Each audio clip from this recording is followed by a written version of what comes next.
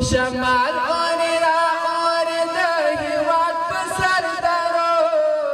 د امر بالمعروف نهي عن المنکر او شکایتونو اوریدلو وزارت له لوري په ولایتونو کې د شکایتونو اوریدلو په موخه ټاکل شوی هیئت په پکتیکا ولایت کې د آزادۍ نمانځنو په پار په جوړ شوې ناسته کې د ګډون پر مهال وویل د امیر المؤمنین له لوري د امر بالمعروف وزارت په راس کې د شکایتونو اوریدلو ریاست د دې لپاره جوړ شوی ترڅو د ولسي خلکو شکایتونه حل شي. نو پر همدې اساس تاسو کله کوم اماراتي مسؤل څخه شکایت لرئ موږ ته په ډاډه زړه ویلای شئ. د سمې شکایاتو څخه مراد مطلب و غرض هغه تحفظ و تأمین د حقوق العباد دي چې د بندګانو حقوق هغه پایماله نشي، هغه تلف نشي، هغه ضایع نشي. دا ولسي ناسته چې پکې د یاد ولایت مسؤلینو، دیني عالمانو او ځایي خلکو شتون درلود د ورغلي هیئت په مشري مولوي صدیق الله اسحاق وویل د شکایتونو اوریدلو ریاست د امیر المؤمنین په حکم جوړ شوی چې دنده یې د ولس شکایتونه اوریدل او تر مسؤلو چارواکو رسول دي.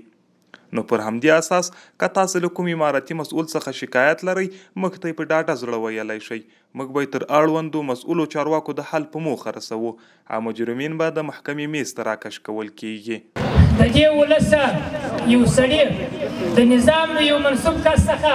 یا د نظام د یو منصوب ادارې څخه هغه په ډاډمن زړه باندې په اطمینان باندې هغه ستونزه زموږ سره شریکه کړي، موږ به هغه د دوی ستونزې ته هغه د دوی شکایت ته د حل په موخه رسیدګي کوو انشاءالله. ښاغلي اسحاق دغه راز د غونډې ګډونوالو سره د امر بالمعروف وزارت 24 ساعته د شکایتونو اوریدلو نمبرونه شریک کړل او ډاډ یې ورکړ چې شکایتونه به مو په شفاف ډول اوریدل کیږي.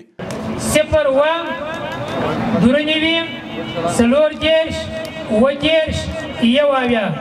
په ورته وخت کې د یاد ولایت مرستیال والی مولوي سعادت په خبرو کې وویل د مشرتابه د حکم پر اساس تاسو د شکایتونو د اوریدلو لپاره د امر بالمعروف وزارت د شکایتونو اوریدلو پلاوی راغلی